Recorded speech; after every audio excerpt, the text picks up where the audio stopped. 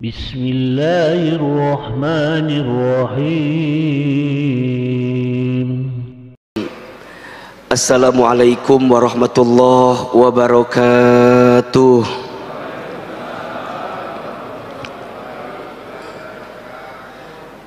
Subhanallahi wa bihamdihi, subhanallahil azim, adada khalqihi wa ridha nafsihi wa zinata arshihi wa midada kalimatihi.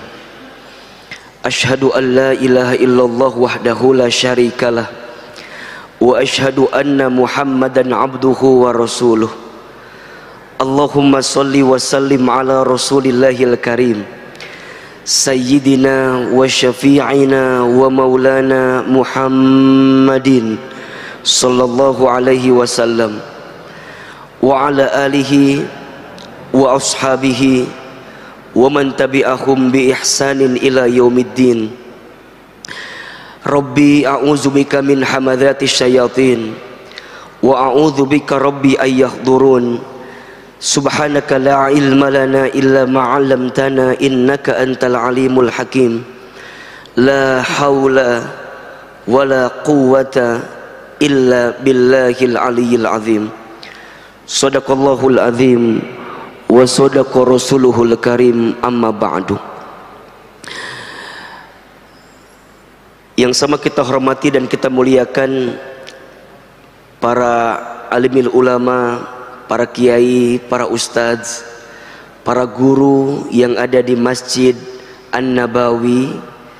Mudah-mudahan semua senantiasa dalam rahmat dan berkah Allah subhanahu wa ta'ala. Yang sama kita muliakan seluruh pengurus DKM Masjid An-Nabawi. Semoga Allah limpahkan karunia dan rahmat kepada masjid ini. Semoga masjid ini Allah jaga dalam kebaikan dan keberkahan. Hadirin jamaah, ayah, bunda, bapak, ibu, teman-teman sekalian yang dirahmati Allah. Pertama dan yang paling utama, kita bersyukur kepada Allah subhanahu wa ta'ala yang pada kesempatan subuh Ahad ini kita semua diberikan kelembutan hati oleh Allah, keringanan langkah, dan kesempatan untuk bertemu, menunaikan sholat subuh berjamaah di masjid, kemudian melanjutkan dengan kajian subuh.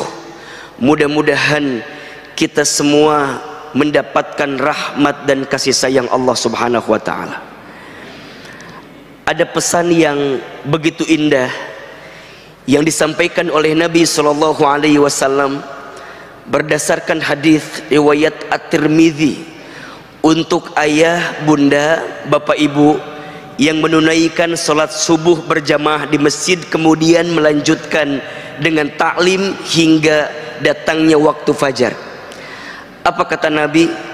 Barang siapa yang menunaikan sholat subuh di masjid, kemudian dia duduk di masjid dalam rangka zikrullah, mendekat kepada Allah, menguatkan ketaatannya kepada Allah.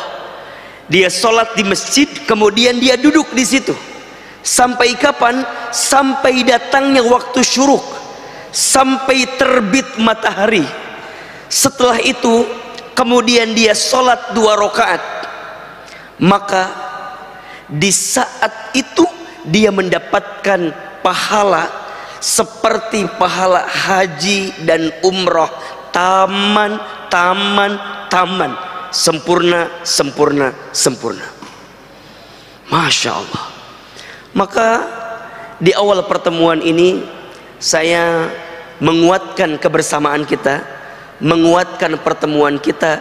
Mudah-mudahan niatkan dalam hati kita, kita sholat subuh sebagai bentuk kewajiban kita, kemudian kita taklim juga bagian dari faridah bagi kita, kewajiban bagi kita.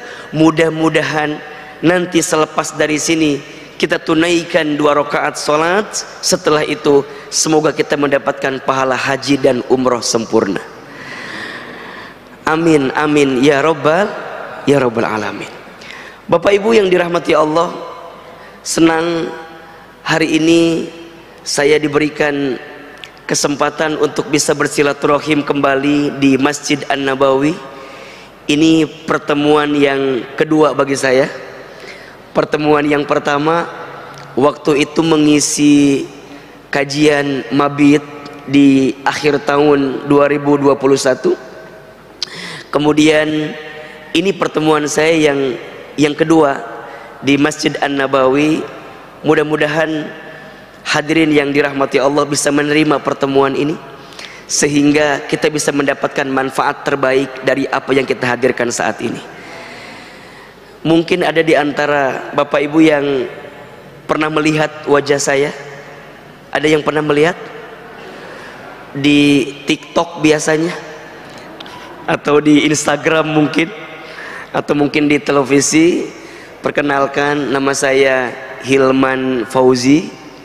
Saya tinggal di Sentul di Bogor. Cukup lumayan jaraknya menuju ke Masjid An-Nabawi, tapi saya percaya semakin jauhnya jarak tempuh dakwah kita, maka semakin besar juga pahalanya. Betul apa betul? Semakin besarnya pengorbanan kita, maka semakin besar juga pahalanya. Betul? Karena apa kata Nabi? Inna idhomal jazai ma'a idhomil balai. Sesungguhnya besarnya pahala itu tergantung beratnya ujian. Sesungguhnya besarnya pahala itu tergantung besarnya pengorbanan. Mudah-mudahan pengorbanan ayah bunda, bapak ibu kumpul di tempat ini, kemudian kami juga dari Bogor datang ke sini, mudah-mudahan mendapatkan pahala terbaik dari Allah Subhanahu wa taala. Amin amin ya rabbal alamin. Baik, sebelumnya saya mohon izin kalau kajian kita mungkin tidak terlalu serius-serius banget, Pak. Saya kalau kajian agak lebih santai biasanya, jadi mohon izin kalau nanti agak lebih santai, agak lebih ringan. Mudah-mudahan kita bisa mengambil kebaikan dari apa yang kita hadirkan pagi ini insyaallah. Baik, kalau yang mau lebih kenal silakan follow aja Instagram saya, Hilman Fauzi. Kalau mau lebih tahu profilnya silakan aja lihat di Google, profil Ustadz Hilman Fauzi. Mudah-mudahan membantulah untuk kita bisa lebih kenal, lebih mendalam insyaallah. Baik, hari ini kita akan bicara tentang apa? Ada yang tahu? Tentang apa? Tentang rezeki. Tentang apa? Rezeki. Oke. Judul besarnya agar tenang dalam urusan rezeki. Sebelum saya lanjutkan, kira-kira di antara Bapak Ibu yang hadir pagi ini ada yang sedang gelisah dengan urusan rezeki atau tidak? Ada? Coba jawab yang kencang. Ada yang sedang gelisah dengan urusan rezeki? Ada? Kalau ada, saya lanjutkan kajiannya. Kalau tidak ada, cukup sekian dan terima kasih. Karena untuk apa dibahas? Karena aman semua kalau begitu. Ahilman, kenapa tema ini diambil? Salah satu alasannya karena di tengah kondisi seperti ini banyak orang yang gelisah dengan urusan rezeki. Betul apa betul? Iya apa iya? Nah, apa yang terjadi? Mohon maaf, tidak sedikit di antara kita yang stres gara-gara urusan rezeki, frustasi gara-gara urusan rezeki. Ujungnya apa? Stres pikirannya, frustasi keadaannya, sehingga dia tidak bisa mengambil kebaikan dalam hidupnya. Yang lebih parah, mohon maaf, rezekinya digelisahkan, yang ujungnya tidak menjadikan hidup dia bahagia, bahkan naudzubillah membuat dia jauh dari Allah Subhanahu wa taala. Ada orang yang frustasi, Ada orang yang stres karena urusan rezeki, ujungnya apa? Mohon maaf, tidak sedikit orang yang menyalahkan Allah, tidak sedikit orang yang keluar daripada agama Allah, tidak sedikit, mohon maaf, yang kemudian antipati untuk mendekatkan dirinya kepada Allah, yang pada akhirnya ini menjadi musibah yang sebenar-benarnya musibah. Jadi kalau ada di antara ayah bunda, bapak ibu yang bertanya, Ustadz Hilman, apa musibah yang sebenar-benarnya musibah? Musibah yang sebenar-benarnya musibah adalah saat kita ditimpa ujian, dengan ujian itu semakin menjauhkan kita dari Allah Subhanahu wa Ta'ala. Itulah musibah yang sebenarnya. Makanya kalau ada di antara kita, mohon maaf ya, diberikan ujian, diberikan masalah, tapi dengan ujian itu, dengan masalah itu malah semakin membuat kita jauh dari Allah, maka sungguh itulah musibah yang paling besar dalam kehidupan kita. Karena seharusnya, ini rumusnya, seharusnya kalau ada seseorang yang diberikan ujian, diberikan masalah, dengan ujian dan masalah itu semakin membuat dia dekat dengan Allah, maka disitulah anugerah yang sebenarnya. Termasuk dengan urusan rezeki. Kalau ada yang diuji pada bab urusan rezeki, ketika ujian itu datang malah menjadikan kita jauh dari Allah, lalai kepada Allah, lupa kepada Allah, maka sungguh itulah masalah yang paling besar dalam kehidupan kita. Maka insya Allah di pagi hari ini kita coba akan bahas secara lebih sederhana apa yang harus kita pahami tentang rezeki, sehingga kita bisa lebih tenang dalam urusan rezeki. Sampai di sini jelas atau tidak? Jelas? Baik. Tolong catat. Ada 4 konsep atau ada 4 prinsip tentang rezeki berdasarkan Al-Quran dan hadis yang harus kita pahami sehingga mengantarkan ketenangan dalam hati kita. Ada berapa? Ada berapa? Ada 4. Kita percepat. 1, rezeki itu sudah dijamin.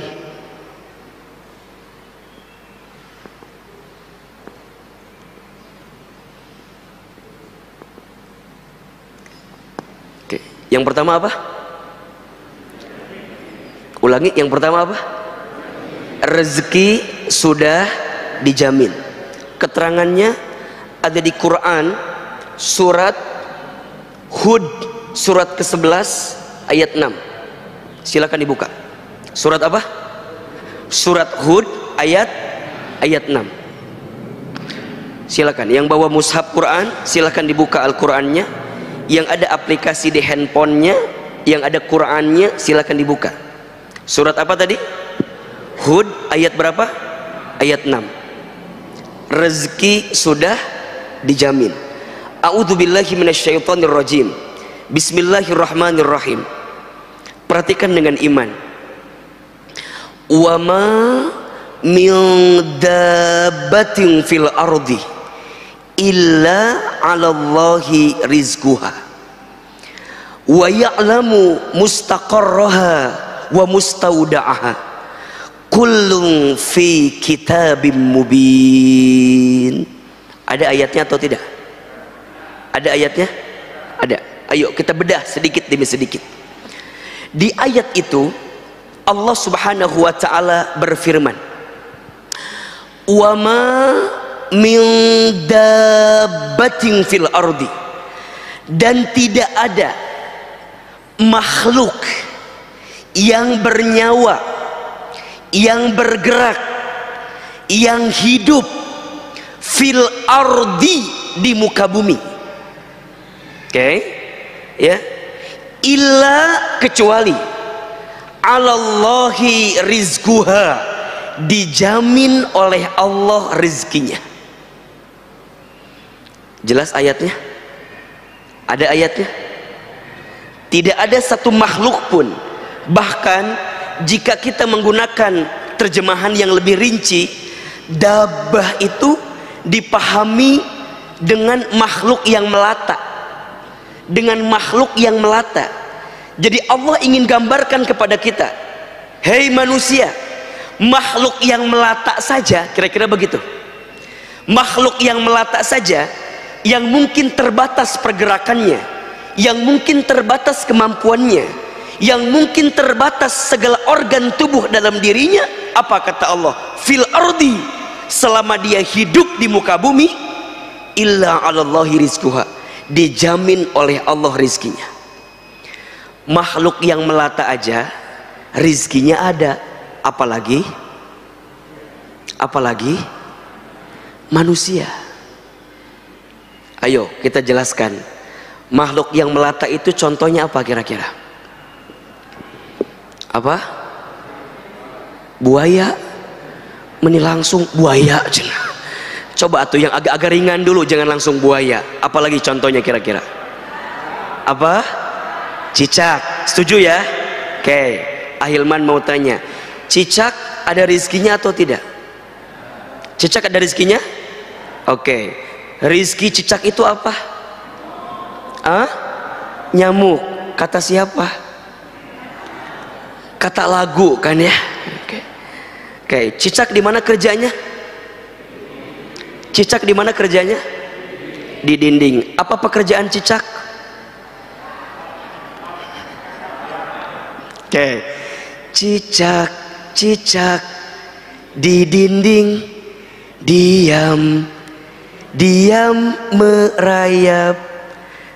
Datang seekor nyamuk, terus hap, lalu ditangkap. Oke. Berdasarkan lagu itu, cicak di mana kerjanya? Di mana? Adakah yang menyebutkan cicak kerja di Menteng? Ada? Atau di Sudirman? Ada atau tidak? Tidak. Cicak di mana kerjanya? Di dinding. Apa job desk-nya? Bukan merayap, diam-diam merayap. Di sini ada yang diam-diam merayap? Yang mana orangnya diam-diam merayap ini? Oke. Sekarang saya mau tanya, tolong jawab ya. Rezeki cicak itu yang nyamperin nyamuk ke cicak atau cicak ke nyamuk? Ayo jawab, yang nyamperin nyamuk ke cicak atau cicak ke nyamuk? Oke. Yang jawab nyamuk ke cicak, angkat tangan. Oke, turun. Yang jawab cicak ke nyamuk, angkat tangan. Ini yang tidak angkat tangan masalahnya apa? Hai Besti, ada apa gerangan kawan? Masalahnya apa ini? Ini yang nggak ngacung masalahnya apa? Oh Ustadz, saya milih yang ketiga. Apa? Dua-duanya saling bergerak. Nyamuk nyamperin cicak, cicak nyamperin nyamuk. Betul apa enggak? Jadi pilih 1, 2 atau 3. Berapa Pak? Enggak 4 aja sekalian? Betul Ustadz, bukan hanya nyamuk yang nyamperin cicak, tapi juga cicak nyamperin nyamuk. Mana Ustadz? Itu hap. Hap bergerak apa enggak? Untuk hap itu bergerak atau tidak? Sekarang saya tanya lagi, pertanyaannya sekarang, Bapak Ibu tahu tidak berapa kali hap yang dibutuhkan oleh cicak untuk mendapatkan satu nyamuk? Ayo. Berapa kali hap yang dibutuhkan oleh cicak untuk mendapatkan satu nyamuk? Berapa? Ibu berapa? 3. Ibu yakin? Apakah ibu bagian daripada keluarga cicak? Begitu yakin menjawabnya 3 Ustadz. Baik, catat ya. Saya pernah baca penelitian Pak.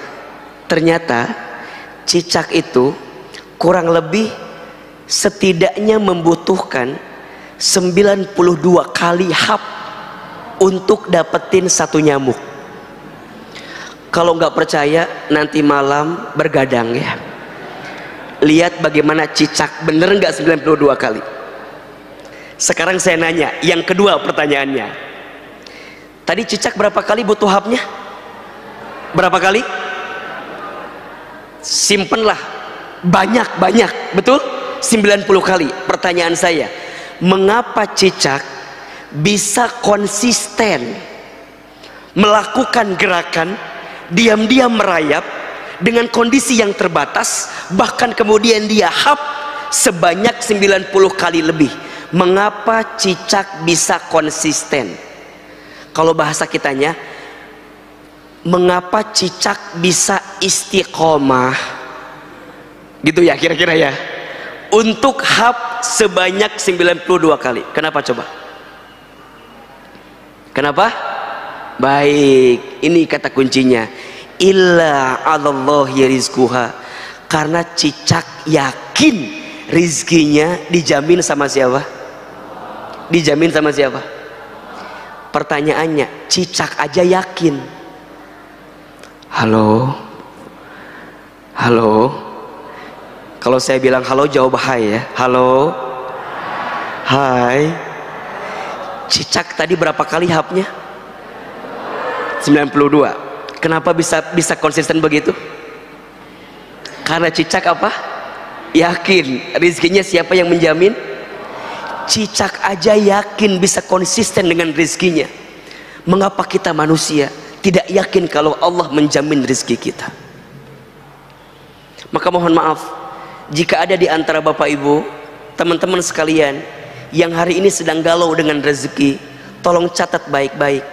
Rezeki sudah tertakar, tak mungkin tertukar. Rezeki sudah tercatat, tak mungkin tersesat.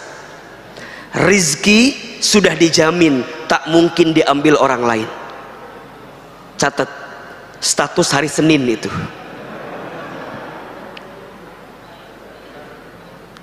Hari apa?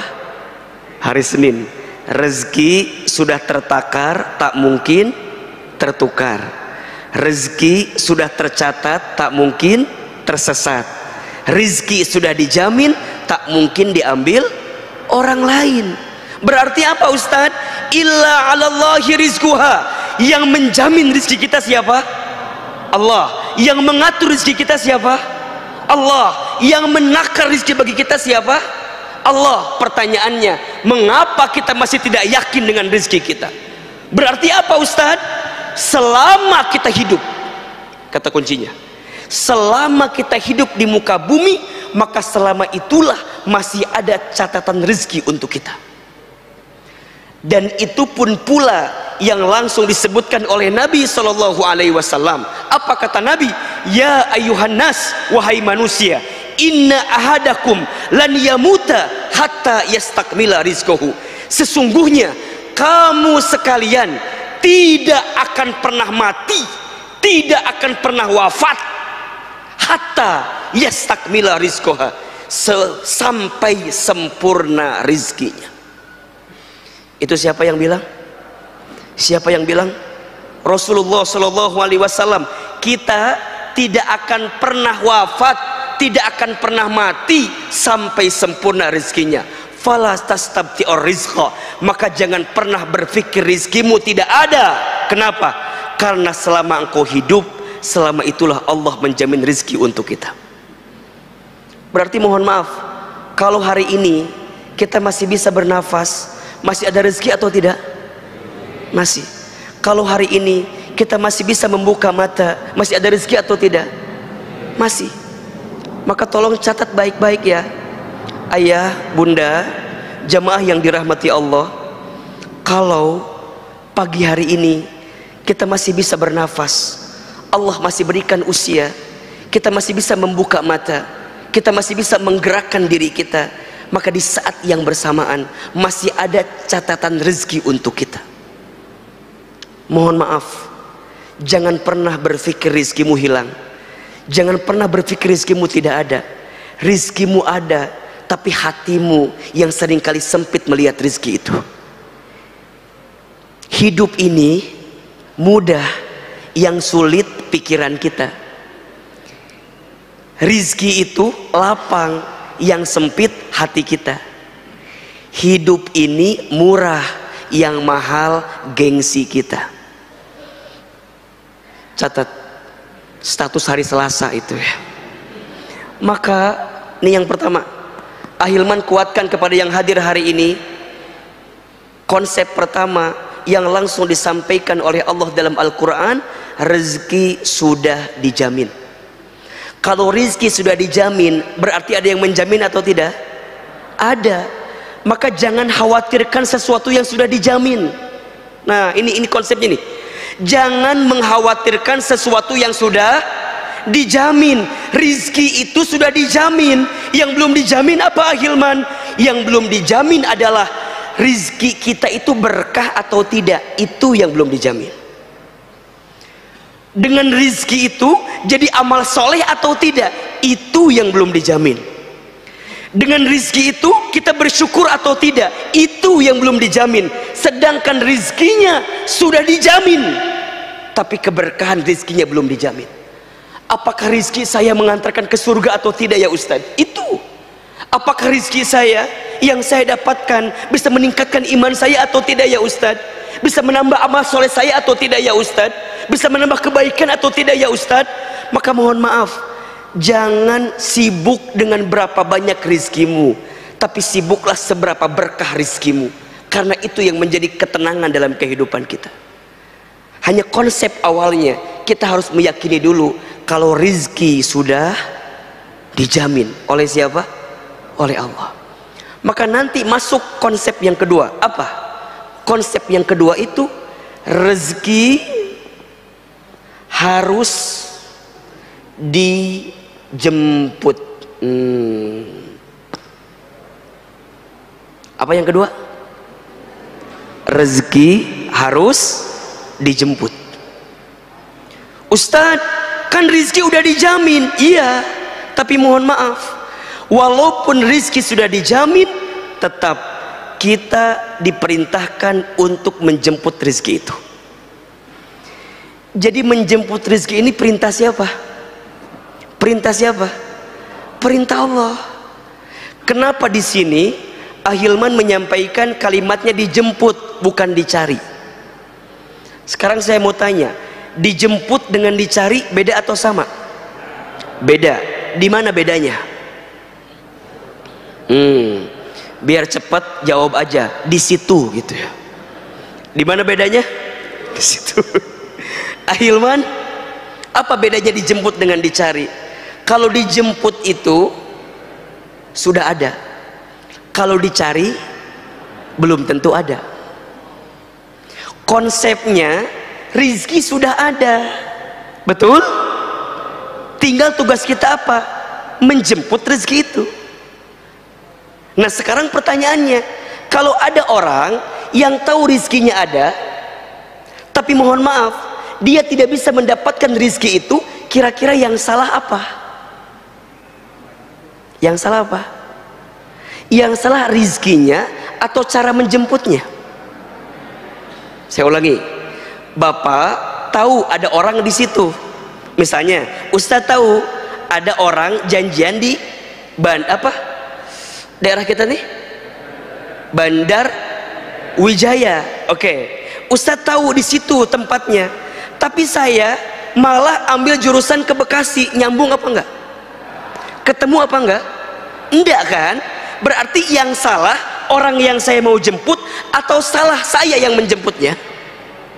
Salah saya yang menjemputnya kan? Rizki itu ada, cuman mungkin kita cara menjemputnya yang enggak pas. Mungkin salah angkotnya, mungkin salah busnya, mungkin salah jurusannya, mungkin salah caranya, sehingga tidak mengantarkan kebaikan pada rizki itu. Nah, ketika bicara dijemput, nah ini. Jemput rizki itu ada dua. Satu, ada menjemput rezeki dengan ikhtiar, namanya ikhtiar bumi. Ikhtiar apa? Ikhtiar bumi. Yang kedua, ada menjemput rezeki dengan ikhtiar langit. Ulangi, ikhtiar menjemput rezeki ada berapa? Ada dua. Satu ikhtiar apa? Ikhtiar bumi. Dua ikhtiar apa? Ikhtiar langit. Oke. Berarti sekarang saya tanya begini, bekerja itu harus atau tidak? Tolong jawab. Bekerja itu harus atau tidak? Wajib atau tidak? Usaha itu wajib atau tidak? Wajib. Kalau ada yang berdagang kemudian itu usahanya, jadi wajib atau tidak? Jadi wajib. Usaha itu wajib, ikhtiar itu wajib, kita bekerja itu wajib. Karena itu perintah dari siapa? Perintah dari Allah. Maka mohon maaf kalau ada yang bilang gini, Ustadz, kenapa kita harus bekerja? Kan rezeki udah dijamin. Kan kadang-kadang ada yang nanya begitu. Ya, iya apa enggak? Ada yang nanya, Ustadz, kan rezeki udah dijamin katanya, terus ngapain kita kerja? Gitu kan? Sekarang apa jawabannya? Halo? Halo? Halo? Katanya rizki sudah dijamin, terus ngapain kita bekerja? Apa jawabannya? Karena apa? Ya sudah, saya kasih waktu 1 hari 24 jam ya untuk merenungkan jawabannya. Kan tadi sudah saya sampaikan, kenapa kita bekerja? Karena ini perintah dari siapa? Allah. Kita itu ikhtiar bukan semata-mata untuk rezeki, bukan. Bukan semata-mata untuk dapat rezeki, bukan. Kalau bekerja untuk rezeki, kalau kita nggak dapat, kita nyalain pekerjaannya nanti. Kalau kita dapat, kita menuhankan pekerjaan. Ini bahayanya. Jadi kalau kita mikirnya bekerja itu menentukan rezeki kita, khawatirnya nanti kita menuhankan pekerjaan kita. Sampai keluar kalimat, Ustadz, kalau saya nggak kerja nanti makan apa? Ya enggak. Kalau saya nggak kerja nanti hidup saya gimana? Pertanyaan saya, itu kalimatnya benar apa salah? Benar apa salah? Salah. Bekerja itu bukan semata-mata untuk mendapatkan rezeki, tapi bekerja itu adalah kewajiban kita kepada Allah yang Allah perintahkan kepada kita. Makanya mohon maaf Bapak Ibu, di dalam Islam bekerja itu adalah aktivitas yang sangat mulia. Disebutkan kata Nabi, barang siapa yang keluar dari rumahnya untuk mencari nafkah bagi keluarganya, maka dia sedang berada dalam jihad fi sabilillah. Masya Allah. Jadi kalau ada seorang ayah, seorang suami yang bekerja, berdagang, berusaha untuk mencari nafkah bagi keluarganya, maka dia sedang berada di jalan fisabilillah. Makanya mohon maaf, memahami jihad fisabilillah itu bukan hanya berperang, bukan hanya artinya ada orang yang menyerang kita kemudian kita berperang, bukan hanya itu. Tapi memahami jihad fisabilillah dengan cara apa? Bagaimana kita bersungguh-sungguh untuk mendapatkan kebaikan dalam hidup kita. Seorang murid yang belajar dengan sungguh-sungguh untuk menghilangkan kebodohan, dia sedang apa? Jihad fisabilillah. Seorang ayah, seorang suami yang dia bekerja untuk mengangkat derajat keluarganya, memberikan nafkah bagi keluarganya, itu ibadah atau bukan? Ibadah. Itu jihad atau bukan? Itu jihad. Ada orang tua yang banting tulang mengurus anaknya, kemudian dia lelah, dia capek, dia peras keringat, banting tulang, kaki di kepala, kepala di kaki, untuk memberikan yang terbaik bagi anaknya. Itu jihad atau bukan? Itu jihad. Maka ikhtiar itu adalah kewajiban kita kepada Allah, sedangkan rizkinya tetap Allah yang mengatur untuk kita. Maka ikhtiar itu kewajiban. Di mana keterangannya Ustadz? Dibuka Quran surat Al-Mulk ayat 15. Surat apa? Surat apa? Al-Mulk ayat 15. Coba dibuka. Apa kata Allah di dalam ayat itu? A'udzubillahi minasyaitonirrajim.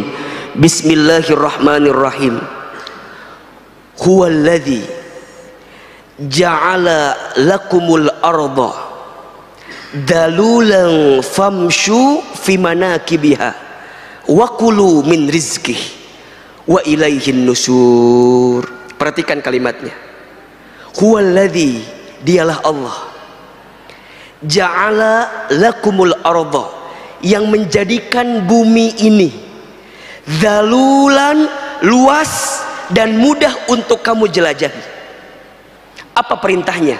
Famshu fi manakibiha, maka berjalanlah di muka bumi. Ada atau tidak? Ada.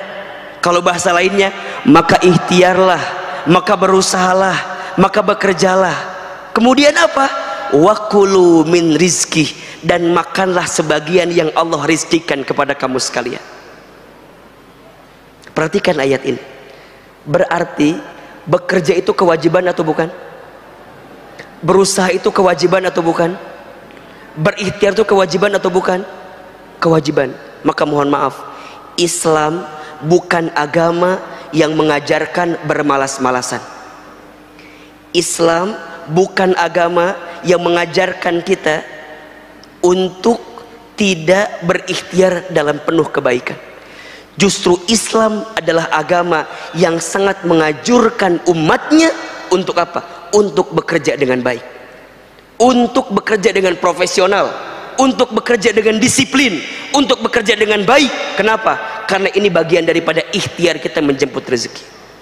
Makanya mohon maaf ya, Ahilman mah paling kesel sama orang yang bikin status akan indah pada waktunya. Kerja nggak mau, bisnis nggak mau, silaturahmi nggak mau, datang ke pertemuan-pertemuan bisnis nggak mau, suruh dagang nggak mau, malam tidur, pagi-pagi bikin status. Apa tulisannya? Apa tulisannya? Akan indah pada waktunya. Asa teu nyambung eta teh. Akan indah pada waktunya itu hanya berlaku bagi mereka yang mau menjemputnya, yang mau berikhtiarnya. Maka ingat, bekerja itu ikhtiar apa tadi? Ikhtiar apa? Ikhtiar bumi. Tapi mohon maaf, jangan terlalu mengandalkan ikhtiar bumi. Kalau kita mengandalkan ikhtiar bumi, berarti kita hanya terlalu pede dengan kemampuan kita. Maka nanti ada ikhtiar langit, apa? Ketakwaan. Gitu. Karena kita yakin yang menjamin rezeki adalah Allah Subhanahu wa ta'ala. Betul? Maka saat kita menginginkan rezeki dari Allah itu, jemputlah rizki tadi dengan cara yang Allah inginkan kepada kita. Apa? Ketakwaan. Wa may yattaqillaha yaj'al lahu makhraja wa yarzuqhu min haitsu la yahtasib. Barang siapa yang bertakwa kepada Allah, niscaya Allah akan tunjukkan jalan keluar dari setiap masalah yang sedang dihadapi. Wa yarzuqhu min haitsu la yahtasib, dan Allah akan memberikan rizki dari jalan yang tidak disangka-sangka. Jelas sampai di sini? Jelas? Jadi kalau ayah bunda, bapak ibu, teman-teman sekalian ingin meningkatkan rizki dalam hidupnya, simple, tingkatkan ketakwaannya.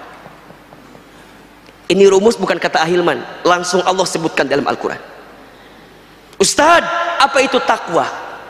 Takwa itu artinya ketundukan, kepatuhan kita kepada Allah dengan cara apa? Mengerjakan semua perintah Allah dan meninggalkan semua larangan Allah itu. Maka nanti, lihat. Maka nanti seseorang yang berikhtiar menjemput rezeki, jika ketakwaan yang menjadi landasannya, indikator rezekinya bukan banyak atau sedikit, bukan untung atau rugi. Kalau dia kerja, lihat gaji, bukan banyak atau besar kecil, bukan. Kalau dia dagang, mikirnya bukan hanya untung rugi, bukan. Kalau dia berikhtiar, bukan jauh atau dekat, bukan. Tapi karena urusannya ketakwaan, maka dia akan berpikir begini, ini halal atau haram? Jelas? Ini mengantarkan saya ke surga atau ke neraka? Kalau saya bisnis saya ini membawa manfaat atau madarat, itu yang jadi pertimbangan dalam dirinya. Jadi pertimbangannya bukan untung rugi, pertimbangannya bukan hanya profit atau loss, pertimbangannya bukan hanya banyak atau sedikit, tapi pertimbangannya adalah berkah atau tidak, halal atau haram, mengantarkan saya ke surga atau tidak. Maka apa perintah Allah kepada kita? Ayo engkau bekerja, tapi ingat, ketika engkau berikhtiar, carilah yang halal dan carilah yang thayyib. Betul apa enggak? Jadi nanti ikhtiar bumi yang tadi kita awalnya harus kerja, iya, tapi ditambah lagi kerjanya harus halal, harus baik. Quran surat Al-Baqarah ayat 168 dikuatkan lagi dengan Quran surat Al-Baqarah ayat 172. Coba dibuka. Surat apa? Al-Baqarah ayat berapa? 168 dan surat Al-Baqarah ayat 172. Perhatikan. A'udzubillahi minasyaitonirrajim. Bismillahirrahmanirrahim. Apa perintah Allah kepada kita? Ya ayyuhan nas, wahai manusia. Yang dipanggil siapa? Manusia. Kalau ada ayat yang diawali dengan ya ayyuhan nas, maka ayat ini sifatnya universal. Berarti bukan hanya kepada orang yang beriman saja, bukan hanya kepada orang muslim saja, tapi kepada semuanya. Hei manusia, termasuk berlaku untuk mereka yang non muslim. Apa? Kulu, carilah. Kulu, makanlah. Kulu, dapatkanlah. Kulu, ikhtiarlah. Mimma fil ardi, dari apa-apa yang ada di muka bumi. Apa perintahnya? Halalan thayyiba. Carilah yang halal, carilah yang baik. Kalau bahasa gampang kita gini, carilah yang halal, carilah yang baik. Kalau dapetin rizki, kalau mau selamat, dapetinlah yang halal, dapat yang baik. Kalau jadi pejabat, jangan korupsi. Karena kalau korupsi pasti nggak baik. Betul? Coba saya mau tanya, harta yang korupsi itu banyak atau sedikit? Banyak atau sedikit? Banyak. Tapi berkah atau tidak? Tenang atau tidak? Tidak. Nyuri dapat nggak? Dapat. Tapi nggak halal, nggak akan mendapatkan ketenangan. Maka ujungnya apa? Perhatikan. Kalau kamu mencari rizki yang tidak halal dan tidak baik, apa yang terjadi? Wala tattabi'u khutuwatis syaitan. Janganlah engkau mengikuti langkah-langkah syaitan. Berarti mohon maaf ya, kalau kita berikhtiar menjemput rezeki, patokannya bukan halal, bukan baik, berarti kita sedang mengikuti langkah siapa? Langkah syaitan. Apa ujungnya? Perhatikan. Innahu lakum aduwwum mubin. Rizki tadi, harta tadi yang kamu dapatkan itu tidak akan pernah menjadi kebaikan untuk kamu, kecuali jadi apa? Aduwwum mubin, jadi musuh yang nyata bagi kamu. Sekarang saya mau tanya begini, Bapak Ibu, ada nggak satu kondisi, mohon maaf, hartanya banyak tapi hatinya gelisah? Ada atau tidak? Ada? Gajinya besar tapi hatinya gelisah, ada atau tidak? Banyak. Hartanya berlimpah tapi tidak mengantarkan ketaatan dia kepada Allah, banyak atau tidak?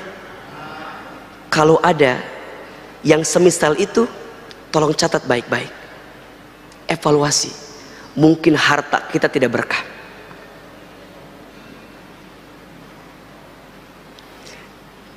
Maka patokannya bukan seberapa banyaknya, bukan seberapa besarnya, tapi seberapa besar keberkahan dalam diri kita yang bisa kita dapatkan. Karena perintahnya apa? Halalan thayyiba. Ini siapapun, bukan hanya orang Islam ya. Kalau kita mau tenang, kalau kita mau bahagia, kalau kita mau mendapatkan kebaikan, maka carilah harta dengan halal, dengan baik. pasti tenang, pasti tenang. Tapi mohon maaf, perhatikan surat Al-Baqarah 172, levelnya naik, levelnya naik. Coba lihat, ketemu ayatnya? A'udzubillahi minasyaitonirrajim. Ya ayyuhalladzina amanu, wahai orang-orang yang beriman. Di ayat 172 yang disapa siapa? Yang disapa siapa? Orang beriman. Jadi kalau yang tadi yang disapa manusia, kalau yang ini yang disapa siapa? Orang beriman. Perhatikan kalimatnya, bagus sekali. Kulu min thayyibati ma razaqnakum. Wahai orang yang beriman, carilah, makanlah dengan apa-apa yang Allah berikan kepada kamu, min thayyibati, dari yang baik-baik saja. Menariknya, di ayat 168 ada kalimat halal, di ayat 172 halalnya dihilangkan, langsung masuk kalimat thayyib. Di ayat sebelumnya kalimat thayyibnya bentuknya mufrad, bentuknya tunggal. Di ayat 172 bentuknya jamak, thayyibat. Betul? Betul? Pertanyaannya, mengapa di ayat 172 kalimat halalnya dihilangkan?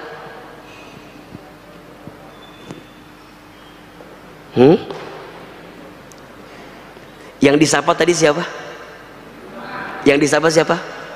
Orang beriman. Allah ingin menegaskan kepada kita bahwa apa?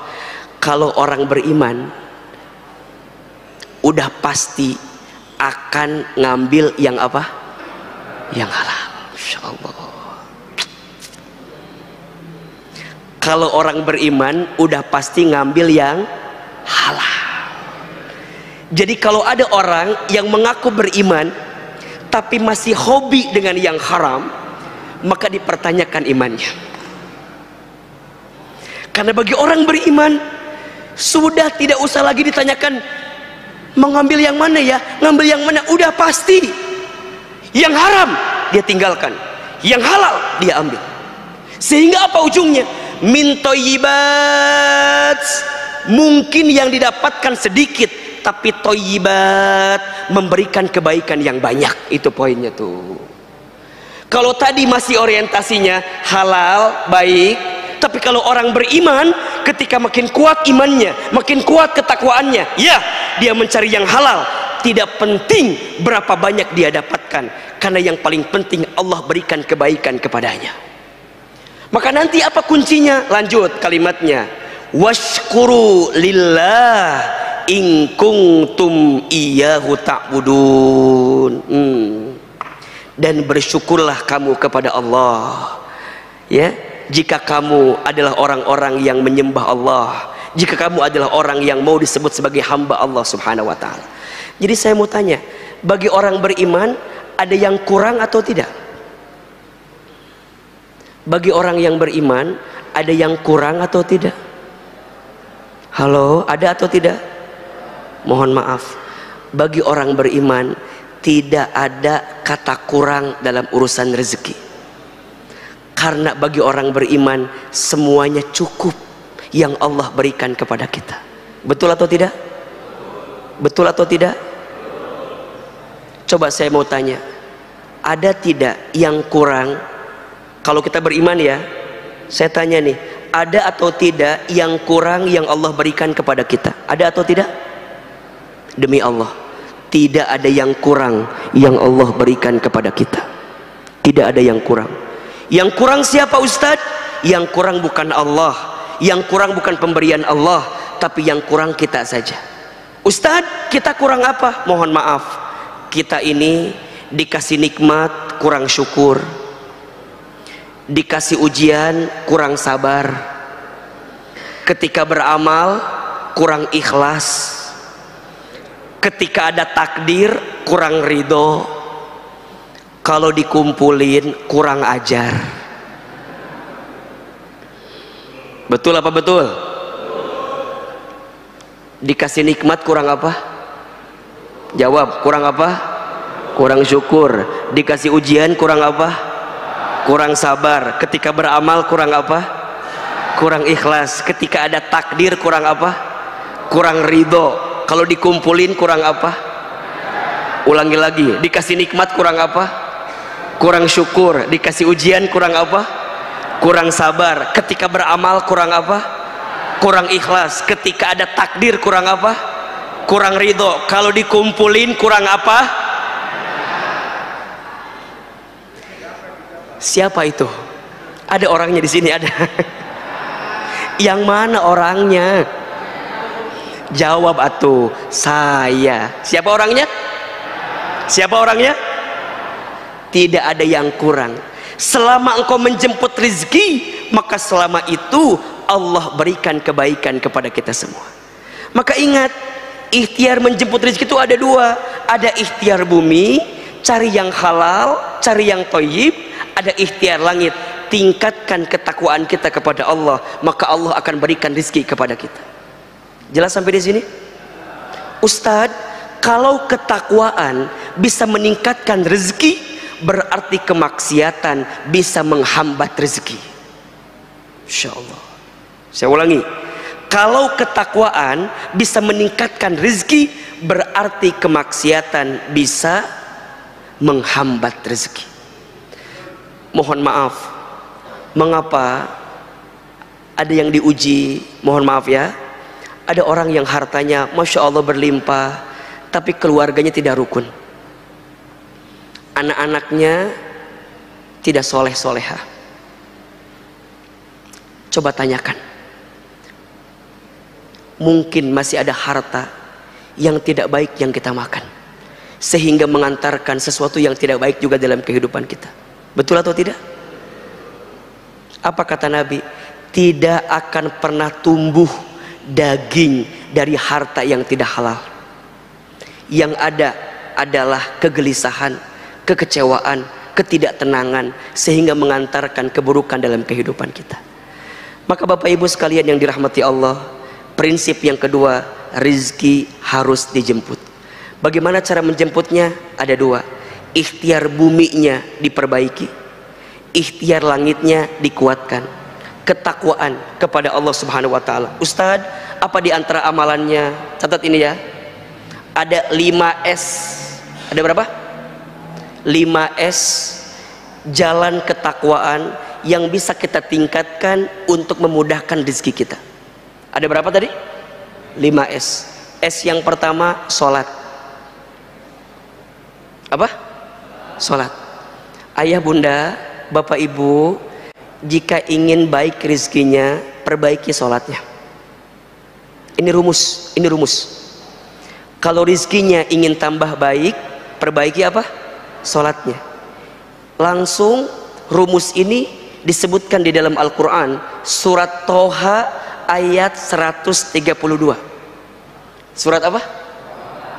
Quran surat ke-20 ayat 132. Perhatikan apa kata Allah. Wa'mur ahlaka bis salat, dan perintahkanlah keluargamu untuk salat. Wastabir alaiha, dan bersabar-sabarlah dalam salat itu. Perhatikan ya, keluargamu salat, kamu perbaiki salat ya, dan salatnya harus sabar. Maksudnya apa? Jaga salat, jaga salat. Ingat, kalau sholatnya udah baik, sholatnya udah benar, apa kata Allah? La nas'aluka rizqan, jangan pernah bertanya tentang rezeki. Masya Allah. Pertanyaannya, mengapa di ayat itu Allah menyandingkan antara sholat dengan rezeki? Jawabannya, karena banyak di antara kita yang melalaikan sholat karena sibuk mencari rezeki. Betul apa enggak? Betul atau tidak? Mengatasnamakan Ustaz kan lagi nyari rezeki, kata Ustaz kan wajib. Iya, tapi jangan menggadaikan kalimat engkau mencari rezeki, tapi di satu sisi engkau melupakan perintah Allah dalam salat yang Allah sampaikan kepada kita. Maka hati-hati. Apa kata Allah? Kalau salatnya udah sabar, kalau salatnya udah benar, la nas'aluka rizqan, jangan pernah bertanya tentang rezeki. Kenapa? Nahnu narzuquka, kami yang akan menjamin rizkimu. Wal akibatul taqwa, karena itu akibat ketakwaanmu kepadaku, kata Allah. Ini rumus. Bapak ibu pengen baik rizkinya, perbaiki sholatnya. pengen mudah rizkinya, maka permudah sholatnya. Kapan Ustaz sholat yang terbaik itu? As-sholatu ala waktiha, sholatlah di awal waktu, itu kata Nabi. Ada 3 amalan yang paling dicintai oleh Allah. Satu kali bertanya sahabat mulia Abdullah bin Mas'ud radhiyallahu an, bertanya, ya Rasulullah, ayyul a'mal ahabbu ilallah, amal apa yang paling dicintai oleh Allah? Kemudian baginda Nabi menjawab, yang pertama as-salatu ala waktiha, salat di awal waktu. Catat ya, bukan tepat waktu, tapi awal waktu. Ustadz, apa bedanya awal dengan tepat? Beda. Kalau tepat waktu itu azan zuhur jam 12, kita sholat jam 2, masih tepat atau tidak? Masih tepat apa enggak? Masih tepat, masih boleh, masih boleh. Tapi kalau awal waktu azan zuhur jam 12, maka sebelum jam setengah 12 dia sudah siap-siap untuk menjemput sholat itu. Perbaiki sholatmu, maka Allah perbaiki hidupmu. Perbaiki sholatmu, maka Allah perbaiki rizkimu. 2, Ustadz, sedekah. Apa yang kedua? Sedekah.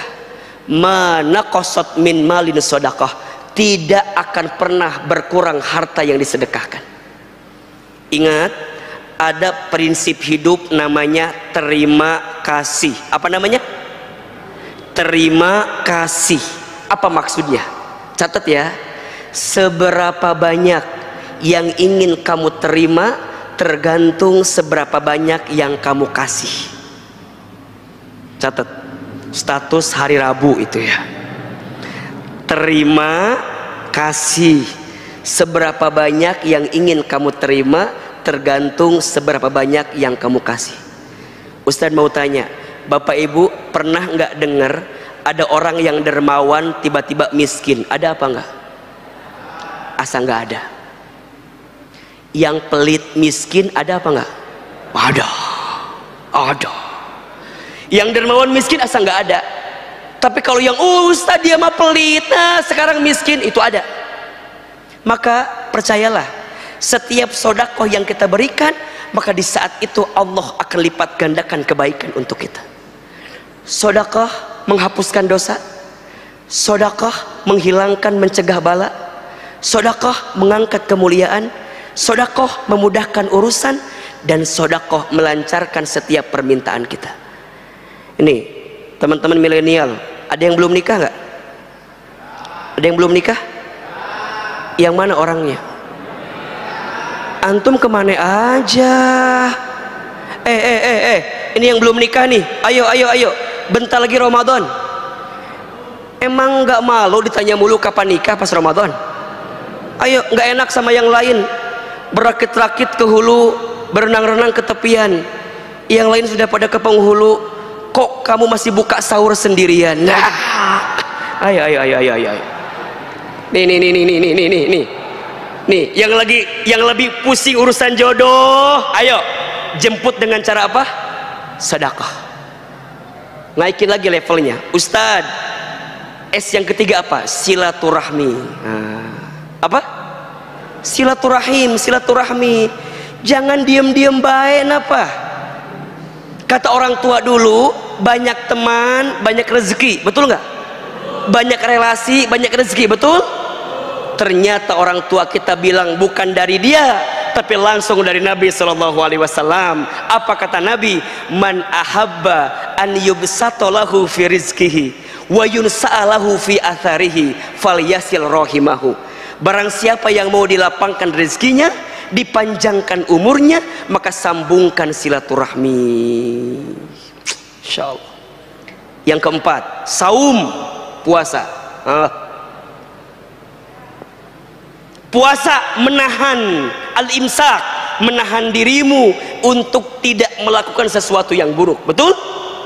Maka perbanyak puasa, Allah mudahkan rezeki bagi kita. Dan yang terakhir, ini levelnya nih, ya, S-nya adalah selamat, santun, dalam bersikap. Maksudnya apa Ustadz? Dia punya akhlak yang baik dalam kehidupan. Inna rahmatallah qaribun minal muhsinin. Sesungguhnya rahmat kasih sayang Allah itu sangat dekat dengan orang yang senantiasa berbuat baik. Kalau kita ingin mendapatkan kebaikan, jadilah orang baik. Khususnya, catat ya, khususnya kalau kita masih punya orang tua, muliakan orang tua kita. Karena keberkahan rizkimu itu ditentukan seberapa besar engkau memuliakan orang tuamu. Ridullah fi ridul walidain, wasuhtullah fi suhtil walidain. Ridhonya Allah ada pada ridhonya orang tua, murka bencinya Allah ada pada murka benci orang tua. Mohon maaf kalau ada di antara hadirin sekalian yang hari ini sedang punya persoalan, sedang sempit, sedang sulit, sedang punya masalah, dan teman-teman sedang bingung, Ustadz, apa ya masalah yang sesungguhnya? Coba evaluasi. Mungkin ada perbuatan kita yang pernah menyakiti hati orang tua kita. Mungkin ada kelakuan kita yang pernah menyinggung perasaan orang tua kita. Karena satu kali saja kita menyakiti hati orang tua kita, menyinggung perasaan orang tua kita, maka jangan kaget kalau ada kekecewaan yang datang dalam kehidupan kita, khususnya kepada ibu kita. Satu kali sahabat bertanya, "Ya Rasulullah, kepada siapakah aku harus berbuat baik?" Rasul menjawab, "Ummuka, kepada ibumu." Kemudian, "Summa ummuka," kepada ibumu. Kemudian, "Summa ummuka," kepada ibumu. Kemudian, "Summa abuka," kepada bapamu. Ibu disebutkan 3 kali, bapak disebutkan 1 kali. Kenapa Ustadz? Ya, karena ada pengorbanan ibu yang tidak dilakukan oleh seorang ayah. Apa diantaranya?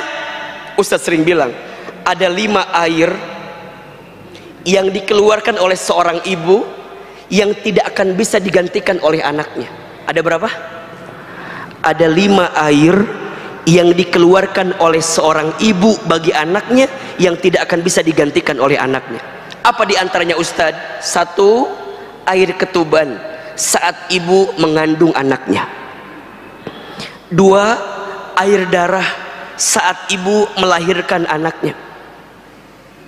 3, air susu saat ibu menyusui anaknya.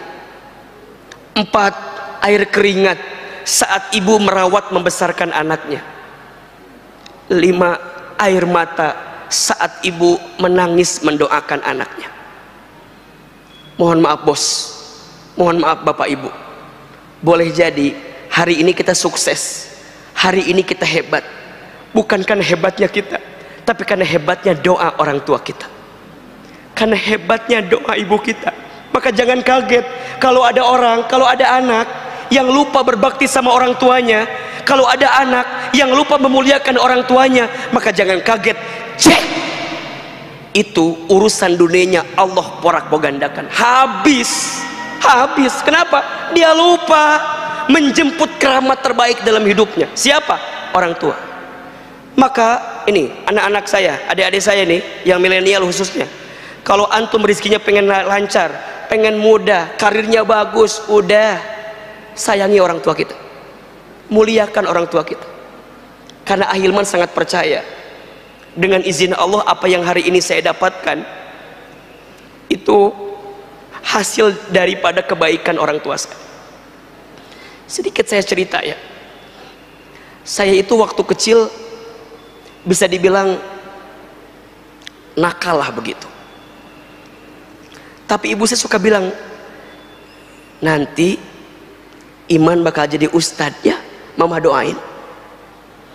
Itu tetangga sering komplain ke ibu saya, "Bu, ini si Iman begini. Apa kata ibu saya? Maafin anak saya ya, insya Allah nanti anak saya jadi ustadz," katanya. Maka lulus SD, saya dimasukin ke pondok, ke pesantren. Saya nyantren lah di pesantren. Mungkin bapak ibu pernah dengar pondok pesantren Darul Arqam. Salah satu alumninya Ustadz Adi Hidayat. Saya adik kelas beliau, beda 4 tahun atau 5 tahun dengan beliau di pondok pesantren. Saya sekolah di sana, saya mondok di sana. Selama saya mondok itu saya mengalami banyak proses kehidupan yang begitu panjang. Salah satunya saya banyak berinteraksi dengan ibu saya. Jadi ibu saya itu punya penyakit stroke. Jadi kalau makan itu harus disuapin sama saya gitu. Jadi kalau saya lagi libur dari pesantren, kemudian saya pulang ke rumah, saya nyuapin ibu saya. Dan ketika nyuapin itu, kalau lagi sarapan pagi-pagi, ibu saya itu suka nonton ceramah ustadz-ustadz di TV gitu. Apa kata ibu saya? Iman, nanti mamah bakal nonton Iman ceramah di TV ya, kayak ustadz itu. Terus saya bilang, nggak mungkin mah, kita orang desa, orang kampung, saya asli orang Garut, kayaknya nggak mungkin mah. Apa kata ibu saya? Jangan begitu nak, ulah gitu jang, kalau bahasa Sundanya gitu. Jangan begitu nak, aminkan saja. Amin, amin. Maka setelah itu saya kalau ibu saya bilang apa, amin aja, amin, amin. Ada iklan pakai bahasa Inggris. Kata ibu saya, nanti Iman bakal sekolah pakai bahasa Inggris. Mungkin ke luar negeri, mungkin maksudnya. Amin. Ibu saya pernah dapat sejadah gambarnya Ka'bah dari orang yang pulang dari haji umroh. Saya perhatikan ibu saya kalau setelah sholat suka baca talbiyah, labbaik Allahumma labbaik. Saya tanya, Mama kenapa kalau setelah sholat suka baca talbiyah? Kata mama saya, Iman, Mama tuh ingin sekali berangkat ke Baitullah. Terus saya bilang, kenapa nggak berangkat? Dari mana uangnya? Katanya. Dipegang pipi saya, diusapin. Kalau Mama nggak sempat berangkat ke Baitullah, Mama doain ya, Iman bisa bolak-balik ke Baitullah. Amin, amin. Hadirin yang dirahmati Allah, dengan izin Allah, apa yang pernah ibu saya ucapkan dulu, saat ini kejadian semua.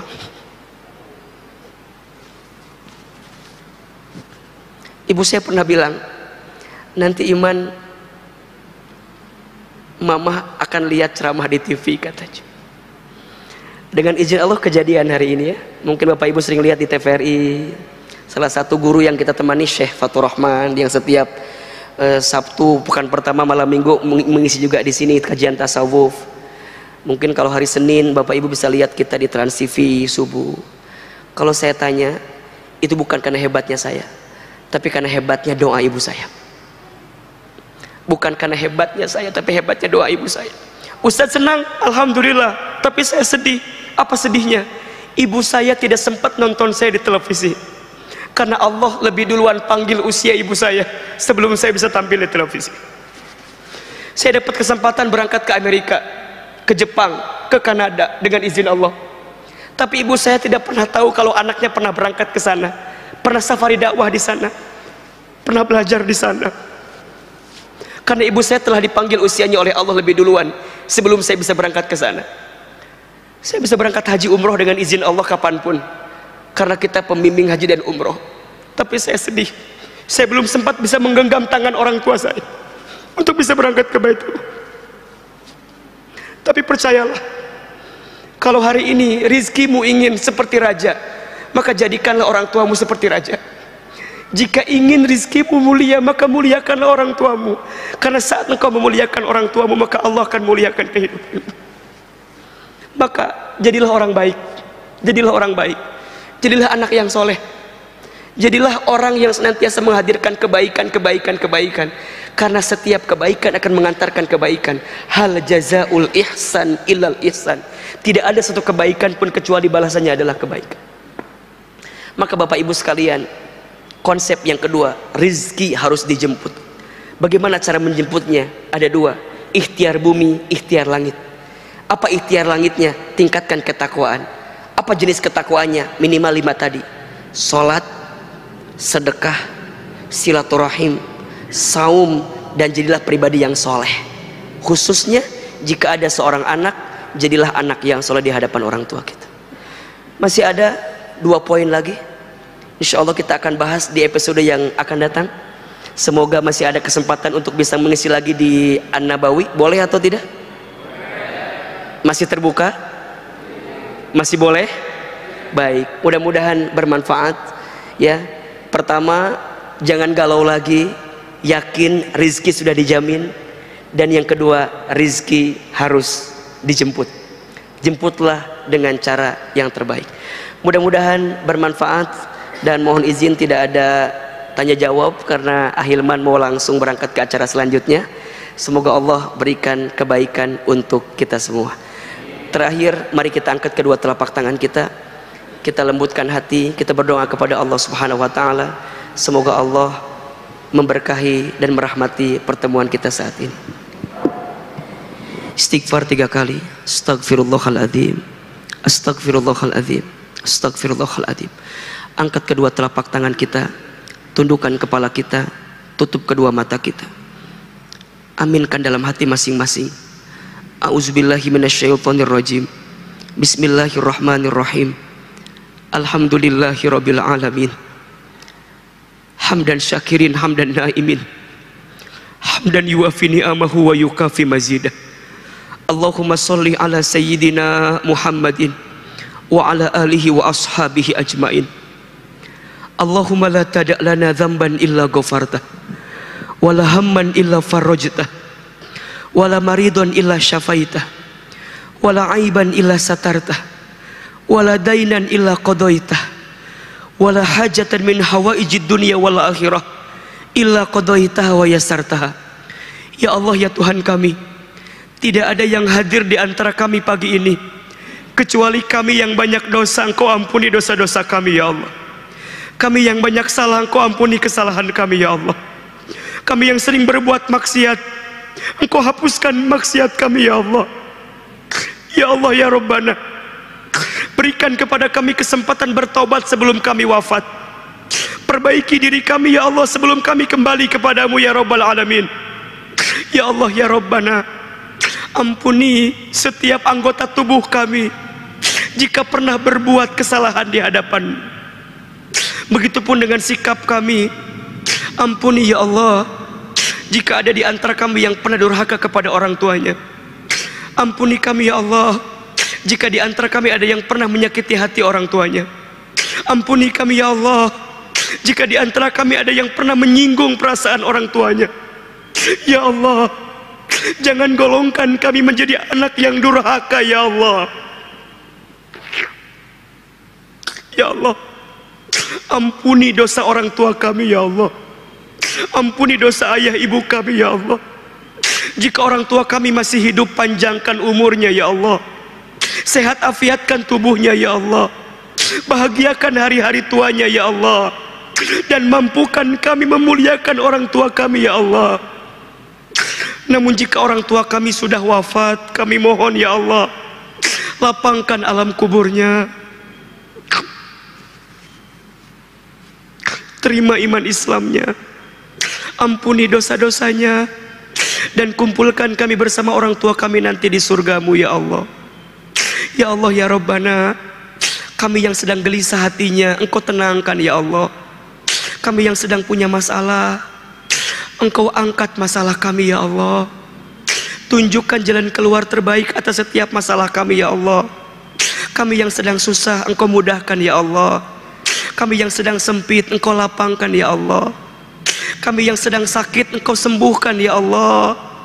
Kami yang sedang punya hajat, Engkau kabulkan hajat-hajat kami ya Allah. Hasbunallah wa ni'mal wakil, ni'mal maula wa ni'man nasir. Ya Allah, karuniakan kepada kami ilmu yang bermanfaat. Karuniakan kepada kami rezeki yang berkah. Karuniakan kepada kami ya Allah umur yang kami isi dalam ketaatan ya Allah. Allahumma inna nas'aluka ilman nafi'an wa rizqan wasi'an, halalan thayyiban wa amalan mutaqabbala. Allahumma kfina bihalalika an haramika wa aghnina bifadlika amman siwaka. Ya Allah, cukupkan kami dengan yang halal dan jauhkan kami daripada yang haram. Ya Allah, kayakan kami dengan karunia-Mu daripada kami bergantung kepada selain-Mu. Allahumma a'inna ala zikrika wa syukrika wa husni ibadatika. Ya Allah, tolong kami agar kami senantiasa berzikir kepadamu, bersyukur kepadamu, dan memperbaiki ibadah kami kepadamu. Rabbana zalamna anfusana wa illam taghfir lana wa tarhamna lanakunanna minal khasirin. Rabbana ighfir lana wa liwalidina warhamhum kama rabbawna shighara. Rabbana taqabbal minna innaka antas samiul alim.